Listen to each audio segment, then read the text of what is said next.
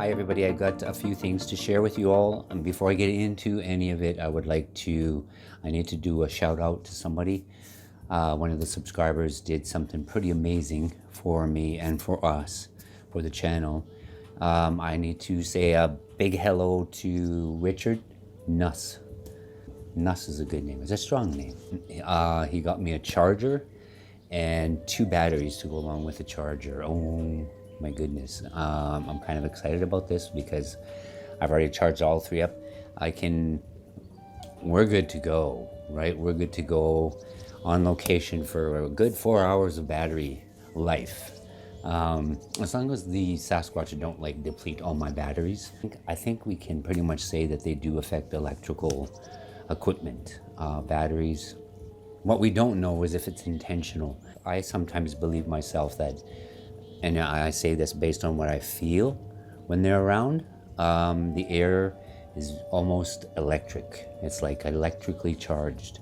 And I think just the energy that's with them, with their presence, it's big, right? It's huge. It's not just because of their physical size, but they have an energy about them. And if they are close, you feel them.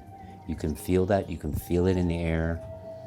And my Sammy, when I'm feeling that, he is experiencing probably the same. It all works together. As soon as I start picking up on that energy, that feeling, that electrical, it's almost like static electricity in the air, he's gone, right? So again, he's my Bigfoot detector. But long story short, I don't want to ramble on about that. I just want to thank you, Richard. Thank you very much. He just took care of it, right? Like I've tried to order 2 or 3 times and they've refunded my money. I'm not sure if there's like different stores within Amazon or different suppliers. I'm not sure, but all the three that I come on to and said they just continue them. But along comes Richard, takes care of it, right? And yeah, he's letting me know it's coming in the mail, and I'm good to go. In the charger, there's an extra added bonus to this because it can actually plug it into my 12-volt outlet in my truck and charge on location, like where I'm boots on the ground, right? I can charge up my batteries right there. So if all 3 of my batteries are going dead, I can charge one as I'm using the other. While that one lasts, I've got another one charging. So we're good to go. We're good to go, right? As long as this camera holds out. Maybe one day we can upgrade and get something a little bit more powerful. Maybe 4K. Like some of the cameras out there now, they've actually got like almost like a floating lens. I'm not sure if it's Canon or maybe it's Panasonic. I'm not sure which company it is that make them, but you can literally turn your camera upside down and that camera lens will stay stable, right? It's pretty amazing, but you're looking at $2-3 grand for one of these cameras, right? So possibly one day down the road, right? So, okay. Number 2, as you can see behind me, been working on 3 more gifting bowls. I had purchased these kind of square type baskets, and I was working with them, trying to adjust them to fit the tripods that I make out of trees, and they just were not fitting correctly. So the bowl, I think, is the best way to go. And as you can see here, I found 3 more salad bowls. I've been shopping for them. Used. I go to Value Village. I don't know if anybody knows where Value or what Value Village is. It's like dropping off stuff that they don't want, right? And it's reusing, whether it be clothing, kitchen utensils, whatever. I've actually bought a lot of stuff. I don't do a whole lot of shopping for new things. Just over the last 2 weeks, I was able to come on to 3 of these salad bowls, right? And one's going to go up to the White Birch Bigfoot Clan. The other one will go to the north side, 7 Creeks, where the Bigfoot totem pole, where we film the Bigfoot tree. One will go there. And the other one, I'm not sure yet. I can't do one at the river because there's too many people that go there. The third one I may put at where all the pine trees are, where they seem to be able to block my hearing.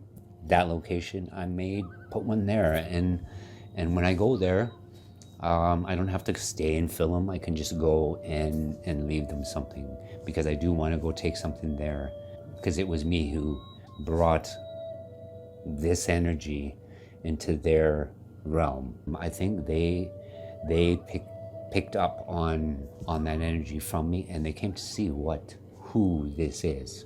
They blocked me from being able to hear them moving around. So I just gotta, that's all I can go on, right? I gotta go on what I feel, what I'm experiencing, what I'm hearing, what I'm seeing. I am boots on the ground. And usually when I'm sure of something, I'm pretty sure of it, right? Because I'm there. I have a lot of people, like I posted just these images that I posted up on the community post of another capture of that white Bigfoot, one of the white Bigfoots. I'm not sure if it's a family or if it's the same one. I'm gonna put a couple of stills at the end of the video here. I found another capture, and this was, I think, 2020. And like I say, I've kind of been obsessing over it. I've been going over my videos because I never was looking for anything white. I was always looking for the reds and the black, the dark colors, because that's what I'm normally seeing. But I'm finding these clips, I'm finding these captures, which I didn't know they were there until now. And it was until I captured the little white Bigfoot, until I captured Kona down in the Mint Patch. I've been kind of combing over all my videos all the way back to 2019 when I first started this channel, when I first started going out there with gear. So I think what I might do, maybe for the year's end, is do a highlight video for all of these little bits of video that I've been able to capture. I don't recall who it was now offhand, but they had mentioned maybe it's a family. Maybe there's a group of them here. I don't know that. I wouldn't say for sure.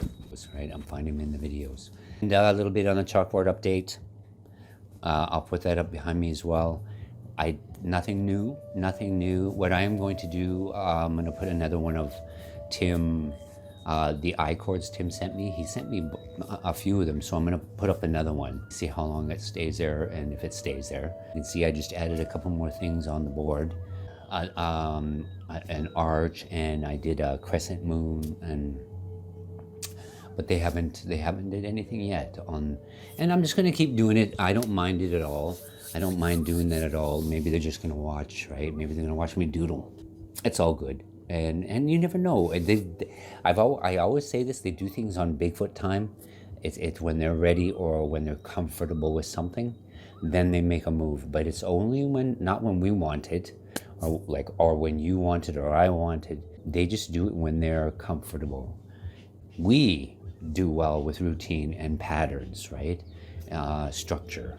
I think they do well with it, because whenever I've changed something, like even moved something in the yard or around the property, they don't respond or react to it, or they just ignore it or avoid it completely. Like even when I first started the gifting bowl here on the property, the gifting site, it was on and off. It was almost like they weren't sure of it, but now it's like every night, right? It's 10 for 10, they're there. And it's always between 2:45, 3, quarter after 3 a.m. I imagine some of you are thinking, okay, well, that's when you should be out there with your camera and your video and your audio. If I didn't have the respect I have for them I may do something like that, but because that is, like I say, routine, structure, that's their time, right? And I don't want to disturb that, because it is the same time every night. If I can catch something before or after, we benefit from it, but I don't want to take that away from them. And because I hear them out there, right, at around 3 o'clock in the morning, if I'm still awake, I hear them. And I know they're there. And I'll go check, half an hour later, everything's gone. I don't want to mess that up. I'm gifting them, right? That's what that's about. I'm gifting the clan that is here on the property and near to the property. So I just want to leave that alone. We'll capture stuff as we go forward, other things, and that I want to leave alone. I hope you understand. Patience. We just need some patience, right? And as we go forward, there'll be some pretty amazing things happen, I'm sure. I am happy with what they've already given us, right? Like the tracks, the casts, which is going to lead me up to something I got to show you here. The casts that I've been able to get off of the property, off of this area. And there's a lot out there that will never see them, never come onto any tracks or be able to cast these footprints, right? And I've been able to get to what, six now? Okay, but speaking of tracks and casts, I gotta show you, I cleaned the one I was able to lift just north of my mother's there at the north pasture, and I've got something to show you. It didn't turn out too bad, right? That's the cleaned up as much as I could clean, but I wanted to show you something. I don't think it's as big as I initially thought. I mean, I thought it was bigger than what I thought when I measured it, but now when I cast it, I don't know if you can see that. Where the heel is actually on the cast. 5 toes, little toe, 1, 2, 3, 4, 5. There's the ball of the foot there. But the heel, right? The heel is there. So I've got, and I think what happened, I've got about an inch and a quarter of extra plaster beyond the back of the heel. So what I'm thinking happened was when they stepped, he or she stepped, there was a bit of a slip, a slide into those grass clippings, and then they stepped forward, right? So that would explain that extra inch and a quarter. So we're looking at 12 3/4 inches, not 14. You know what? I'm going to measure this right now.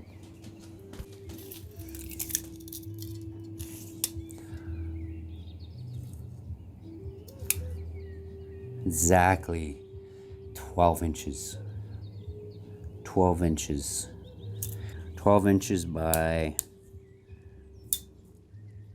6.5. 12 inches by 6.5. Fairly well. There were a few people asking me if I was going to show the cleaned product. It's, I get shivers as I hold these because it's like I'm holding their foot. This is evidence, proof that they are here on the property. I know they are. We know they are. I mean, we've been experiencing them for many, many, many years, and it's just nice to share this with all of yous, right? And you know what's the crazy part of it all is? It's like, I mean, I've had neighbors. I've shared some of these with the neighbors, and the one neighbor, it just refuses to want or to even entertain the idea that they're real. Yet he works in the bush. He works in the trees. Like he works for forestry, and I think maybe that's why. Maybe, admit that there might be a possibility that they exist. He might be afraid to be where he works, right? He may be constantly always looking over his shoulder. So I think at this point, denial is probably his best way of dealing with it. Whoa, that's pretty good. You made that? And I'm like, well, I poured it, right? I poured it into the track that we found on the property. No, like he just refuses. He refuses. And like I say, when you have people like that, and I'm coming on to them, I mean, you guys have seen this as well. In some of the comments and the videos and stuff, these people will come and they don't want to go there. And anything that you put out there, it's not what I say it is, or it's something else. It can't be Bigfoot, right? No, it can't be. And it doesn't matter. Like I say, if one was to come and stand or sit beside me or right behind me at some point while I'm out there filming, doing my boots on the ground, my research, they'll still come up with something. Oh, it's a person in a costume, or it's a man in a costume on stilts. That's why he's so tall. They don't want to go there. They're too afraid. Fear, right? Fear. I can only base anything I speak about or tell you or share with you on my own experiences, and I do try to limit the amount of outside influence. A lot of people ask me, do you know this one or that researcher or this group, and I actually have not subscribed or followed too many for that reason, just to kind of limit the amount of outside influence. Just stay to, I got to go with what I'm experiencing, right? What I'm seeing, what I'm feeling, what we've experienced here, and kind of just keep it there. There are certain researchers out there that have connected with me and asked me questions, and we have agreed on many things because they're experiencing something similar, and we trade stories, trade information. It's all good, right? It's good. And then there's others. I just don't subscribe to what they're dishing out.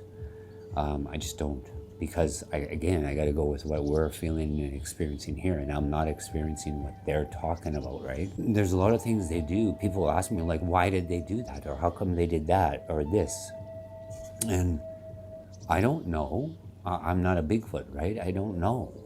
I'm just happy that they're making themselves present and sharing with us what they do.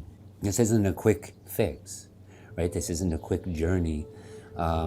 It's been 5 years, almost 5 years, with the cameras and stuff, and I think just within 5 years, that's not a long period of time, but it's always been about gaining their trust so that they're comfortable enough to come close and connect to whatever degree they choose to, right? And then that's why I say whatever they are willing to share, I'm happy with, and I hope you guys are as well.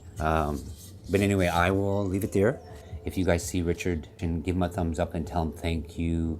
There's good people out there. We'll wrap this up there, and thank you all for being here. Everybody take care. I hope you guys are all safe and well, and we will see you in the trees. Bye for now.